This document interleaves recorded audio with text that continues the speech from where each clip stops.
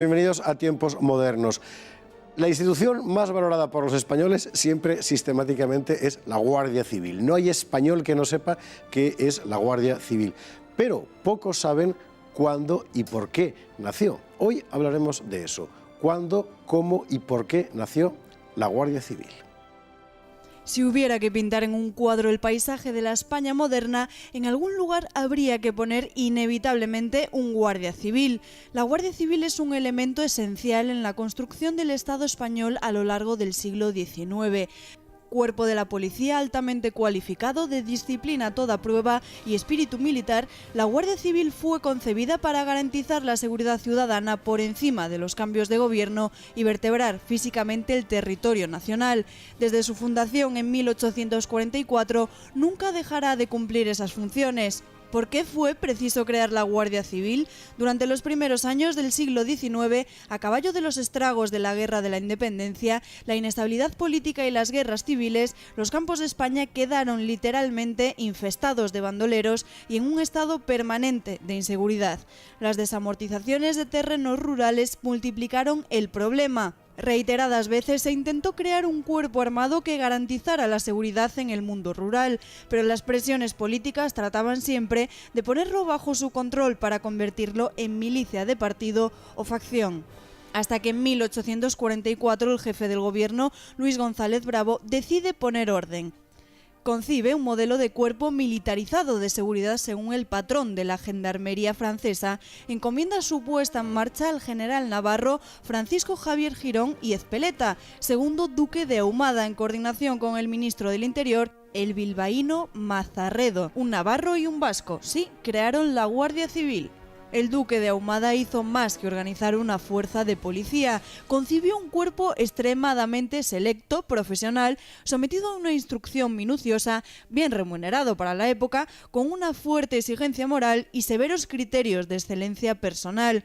Como nomenclatura organizativa se escogió un término cargado de resonancias heroicas: los tercios. La plantilla inicial se componía de unos 6.000 hombres. En el verano de 1844, el nuevo jefe del gobierno y hombre fuerte del país, el general Narváez, firmaba el decreto fundacional. La Guardia Civil nacía con una prenda de cabeza específica, el tricornio y un lema inequívoco: el honor es mi divisa. Primer principio de la cartilla del Guardia Civil, redactada por el propio duque de Ahumada. Decía literalmente así: el honor es la principal divisa del Guardia Civil. Debe, por consiguiente, conservarlo sin mancha. Una vez perdido, no se recobrará jamás. La Guardia Civil hará honor a su código y el pueblo pronto le pondrá un sobrenombre elocuente: la Benemérita. La Benemérita, efectivamente. Benemérito Instituto. Fátima García Manzano, muy buenas noches. Muy buenas noches. Hoy, para hablar de la Guardia Civil, Fátima García Manzano, corresponsal político de la Gaceta, que además conoce muy bien, por razones personales y familiares, a la Guardia Civil, porque te toca por todos los lados del linaje. Por todos los lados. Bueno, pongámonos en situación. 1844. Está todo un poco manga por hombro en España, y más manga por hombro que continuará. Y es entonces cuando al duque de Ahumada le encargan: hay que hacer algo. Efectivamente, sale un Real Decreto y es el duque de Ahumada la persona encargada de crear este nuevo cuerpo, ¿no? Este nuevo, por así decirlo, esta nueva policía, que llevará un poco, pues, las riendas un poco de la seguridad en España. ¿Qué ocurre? Que este Real Decreto a él parece que no le convence demasiado y publica un informe en el que dice, bueno, que se tiene que ampliar el nivel salarial de estos agentes, puesto que las responsabilidades van a ser mayores, e incluso con este aumento de nivel salarial él señala que con la eficiencia que va a tener este cuerpo, pues se va a reducir mucho el nivel de los gastos. Esto lo que conlleva es que finalmente este Real Decreto se anule, por así decirlo, y saquen otro posteriormente, meses después, con las nuevas advertencias y con las indicaciones del duque de Ahumada. Es interesante porque hasta ese momento ha habido varios intentos de crear una policía que vertebrara el territorio, que estaba en plena inseguridad por varias razones, que sería muy largo explicar, y nadie había dado realmente con la clave, fundamentalmente por presiones políticas, porque digamos que cada cual quiere hacer su policía de partido, por así decir, ¿no? Y el duque de Ahumada tiene muy claro que ha de crear un cuerpo fundamentalmente militar en la disciplina, ¿no? Y en la entrega, y además de una cualificación personal muy alta. Y son exigencias que él impone como condición sine qua non. Efectivamente, y además era muy complicado porque en esa época el nivel de alfabetismo en España era muy elevado. Por lo tanto, conseguir personas que fueran capaces de llevar a rajatabla los requisitos que quería el duque de Ahumada era bastante complicado.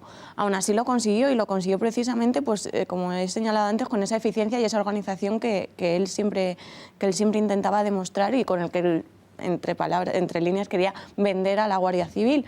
Y de hecho lo dicen precisamente en este informe, que dice que es mejor tener a 1000 hombres buenos que a 15.000 medianos. Exactamente, además lo dice textualmente así, efectivamente. Razón por la cual la recluta es extraordinariamente selectiva, a pesar del enorme número de gente que va allí a ver si encuentra un trabajo, porque al final es la cuestión.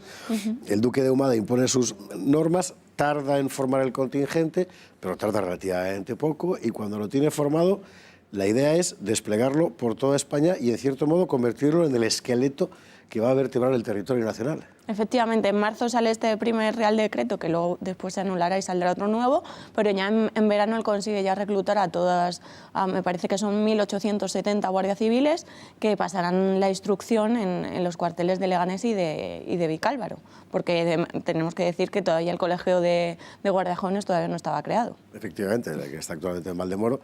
Exacto, Vicálvaro es el primer cuartel, al cual, por cierto, pertenecen las imágenes de esa película que estamos viendo, el primer cuartel, que se llama precisamente así. Estamos en una España, la del 44-45, 1844-45, bajo la égida de Narváez, el espadón de Loja, y como ministro, antes que él, uno de sus hombres, que era González Bravo, ambos dos, digamos, de la derecha del Partido Liberal, que era quien cortaba el bacalao en España.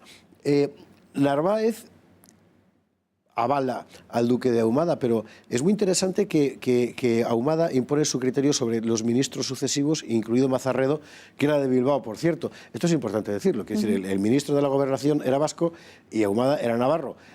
La Guardia Civil al final salía con ese espíritu. Efectivamente, sí, uno de los criterios que tenía el duque de Ahumada era que la Guardia Civil tenía que ser fiel a todos los gobiernos y no tenía que convertirse bajo ningún concepto en una policía política, como era lo que se estaba llevando a cabo desde entonces. Pero llama mucho la atención que la época en la que la Guardia Civil se tiene que consolidar no es una época precisamente fácil. Coincide con el alzamiento de O'Donnell, con la Vicalvarada y con un momento en el que bueno, la Guardia Civil tiene que demostrar que está ahí, que es eficiente y que puede llegar a proteger a los españoles, a pesar del gobierno que esté al frente en ese momento. Llama la atención que Ahumada exija como nomenclatura lo de los tercios, porque en aquel momento los tercios ya no existen, han quedado disueltos desde principios del 18 con la reforma militar de Felipe V. ¿Es por algún motivo de inspiración histórica? Sí, por los austrias, precisamente. Él quería un sistema que se pareciera al de los tercios que se llevaba a cabo durante los austrias, aunque después pues esta escala va a cambiar a posteriori, pero él quería tener como un eje vertebral muy anotado, por así decirlo, muy concreto para asegurarse que la institución iba a seguir adelante y que no iba a durar 10, 20 años, sino que iba a ser duradera hasta nuestros días. Entendido. Oye, una cosa, que siempre es muy complicado de explicar. El sistema organizativo, es decir, líneas, puestos, el jefe de puesto. Al final el jefe de puesto es un cabo, pero un cabo de la Guardia Civil manda un montón, pero es como un cabo del Ejército. La idea es controlar territorio. Efectivamente, en ese momento se crea la figura del comandante de puesto, aunque ahora sí que es verdad que la línea es mucho mayor. Hay dos escalas, la escala de oficiales y la de suboficiales, y lo que se pretende es abarcar todo el territorio español, a pesar de no tener cuarteles, por así decirlo, en todos los municipios, pero sí en aquellos enclaves que son determinantes para conseguir tener mayor poder de actuación sobre la zona, mayor control y, por tanto, mayor seguridad.